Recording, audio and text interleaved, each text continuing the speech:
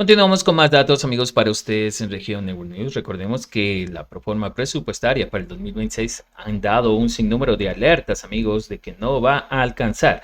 La pregunta es de dónde va a sacar el gobierno dinero, como lo hemos dicho anteriormente, para poder sustentar su gobierno el próximo año. Esa es la pregunta, ¿de dónde va a sacar dinero? Yo veo la única opción es retirando subsidios, aumentando impuestos, más deuda, lo cual no suena a progreso, no suena como que un avance, más bien suena a más presión para la ciudadanía. Pero bueno, vamos a ver aquí dos extractos, amigos, de una entrevista que le hicieron a Juan Pablo Jaramillo, magíster en economía, en el cual manifiesta la economía. El economista sostiene que en la proforma presupuestaria para el 2026 se reduce el presupuesto de 19 universidades públicas. La disminución asciende a cerca de 120 millones. A la Universidad Central se le recortan 15 millones y a la Universidad de Cuenca 11 millones, agregó. Es que este presupuesto disminuye el rubro para 19 universidades públicas. Es decir, 19 universidades públicas en el 2026, entre esas, por ejemplo, la Universidad Central o la Universidad de Cuenca, tendrán menos recursos que en el 2025. Por eso es que esta también es una proforma regresiva en temas de derechos. Claro.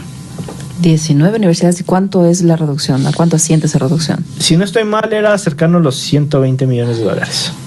Para 19 universidades, terrible. Sí, hay universidades como la Central a las que se le quitan 15 millones de dólares y a la Universidad de Cuenca 11 millones de dólares.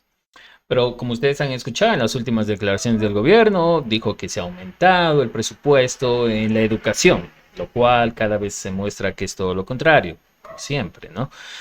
Es lógico que el riesgo país disminuya cuando se suben impuestos, se eliminan los subsidios a los combustibles y no se ejecutan presupuestos de salud y educación. Eso deja recursos para el pago de la deuda y ahí se evidencian las prioridades del gobierno, señala el economista Juan Pablo Jaramillo, lo hemos dicho.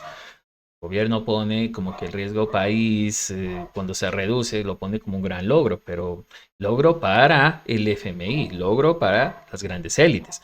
Para el país no es un logro. Si el riesgo país se disminuye, quiere decir que te están quitando derechos laborales, te están quitando trabajo y un montón de situaciones al sector público, social. Escuchemos. Los ingresos inciertos, esto tiene que ver con una serie de supuestos ingresos de capital que ponen en el papel. Entonces nos dicen, por ejemplo, va a ingresar dinero por la concesión de nuevos campos petroleros. Nos ponen, va a ingresar dinero por concesiones de tal tipo.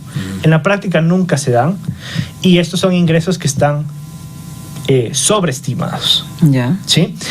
Y pasa lo mismo en lo que te decía en los gastos. Por eso se crean esta cuenta que saben que no pueden financiar, que saben que no pueden ejecutar para educación y para salud, que es de 5.600 millones de dólares. Entonces, por ejemplo, Cordes dice, no hay tanto problema porque los dos rubros están sobreestimados y lo uno se compensa con lo otro. Eso es simplemente una ficción contable. En la realidad, ¿cuál es el efecto de esto?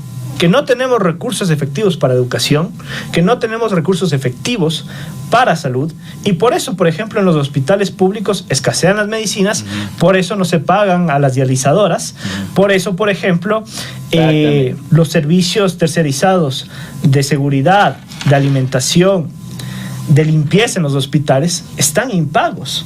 Pero, ¿por qué? Porque le cargan esta cuenta ficticia que tiene miles de millones de dólares y los otros rubros tienen presupuestos más bajos. Y en contrapartida, y al mismo tiempo yo sumaría, Juan Pablo, la deuda que viene acarreando el gobierno con los GAP, por ejemplo, ¿no? Que también eso influye mucho en la falta de inversión pública y cómo la economía del país se ha ido ralentizando en los últimos años.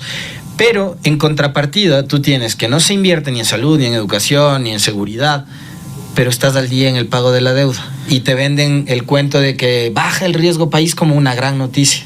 Claro, por supuesto que va a bajar el riesgo país si subiste impuestos, si quitaste el subsidio de los combustibles y si no ejecutas los presupuestos de educación y salud. Hay más dinero para pagar deuda. Ahí están las prioridades del gobierno. De hecho, la relación, por ejemplo, entre obra pública y servicio de la deuda en este presupuesto es de 25-1. ¿Qué quiere decir esto? Que por cada dólar que el Estado invierte en obra pública, destina $25 en pago de deuda.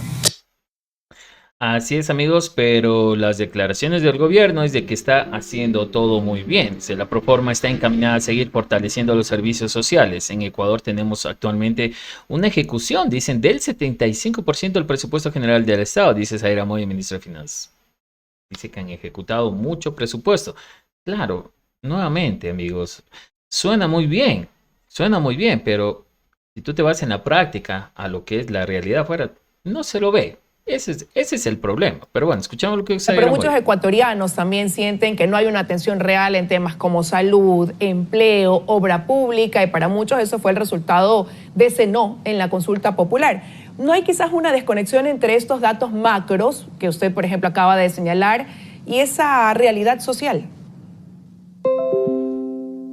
Nosotros como gobierno hemos presentado una proforma que está encaminada en seguir fortaleciendo esos servicios sociales. En el Ecuador tenemos actualmente una ejecución del 75% del presupuesto general del Estado y esto se divide en gasto corriente e inversión. El gasto corriente tiene una ejecución del 75% y la inversión pública hay que diferenciar. La inversión pública tiene una particularidad y es que cuando nosotros contratamos obra o contratamos servicio, la adquisición de equipamientos, tenemos que dar un anticipo. Y ese anticipo no se refleja en el devengo y eso hace que nosotros tengamos contratado el 75%, un 60% dado entre los pagos y los anticipos que no se reflejan en el devengo y vamos a cerrar con una ejecución por encima del 85%.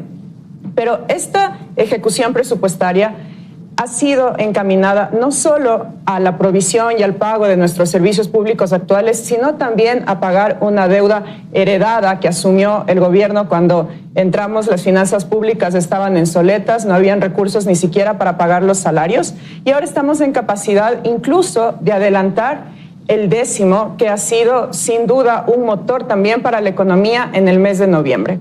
Hemos destinado en estos 2 años de gobierno alrededor de 9.000 millones para el pago de proveedores del Estado, de los cuales unos 1.400 millones han sido precisamente para esas deudas heredadas. Esto solo para proveedores del Estado, siempre dando prioridad al sector de la salud y al sector de la educación. Dando prioridad, miren, al sector de la salud, que es donde salud y inseguridad es lo que más está afectado. Pues lo decimos, ellos dicen una cosa, pero la realidad es otra cosa, dicen deuda heredada. Claro, entonces la situación es paguemos primero, paguémosle a al FMI, paguémosle porque nos están que nos reclaman. Ahora, no confundamos de que no debemos pagar las deudas, obviamente hay que pagar las deudas, pero ¿por qué no lo hacen como se hizo en otros gobiernos? ¿No?